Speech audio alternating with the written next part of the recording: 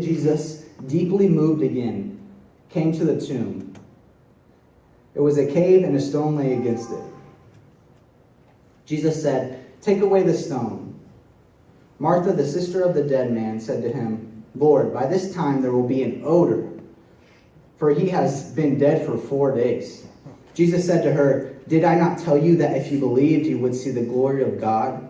So they took away the stone, and Jesus lifted up his eyes and said, "Father, I thank you that you have heard me.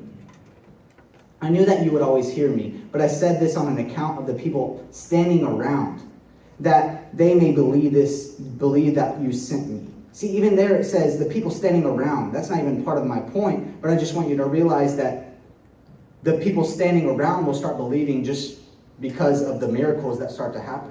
Yeah. And so it goes on to say, when he had said these things, he cried out with a loud voice, "Lazarus, come out."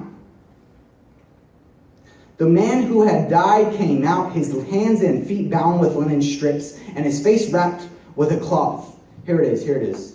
Jesus said to them, "Unbind him and let him go." Now, that short phrase has so much life into it. Unbind him and let him go. Let me just give you a definition of unbind. Release from bonds or restraint, as a prisoner free. In the New King James Version, it says loose, wove. Free or release from fastening or attachment. NLT says unwrap. NIV says take off. And I'm not just giving you all these different words to trying to confuse you, but I'm just saying that they all mean the same thing. They all have the same meaning. And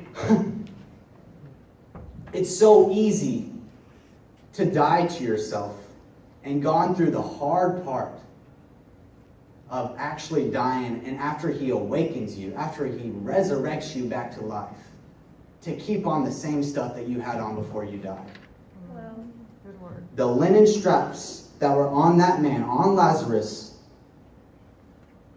are no longer there, because when he resurrects, he says, unbind him and let him go, because he's saying you are free from the stuff that you were once in. Yeah, You are no longer in that stuff that you were in before. How foolish is it to try and keep on the clothes that you had on when you died?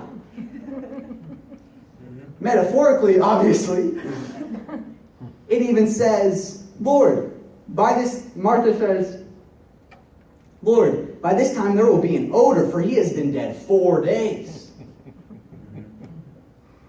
Can you just imagine the odor that you have from the stuff that you've been comfortable with before you died, and you're trying to keep it on? You're trying to go back to it. How foolish is that? And he's just saying, after you have been resurrected, there is no point. There's no point of keeping it's useless. It's useless to keep the linen strips and his face wrapped with a cloth. It's useless to keep that on, because you have been unbound. You are set free from the things, because so often it's easy to come to an encounter weekend. It's easy to come to a conference, and it's easy to go to a youth conference and youth camp. That's where I was going. And it's so easy to go to those things and be set free and be awakened and be resurrected from this old man that you used to be, this old woman in God in Christ that you used to be. And then you go back home. Thank you. And you go back home and you get comfortable with the things that you were once comfortable in. You put your clothes back on that you had on before you died.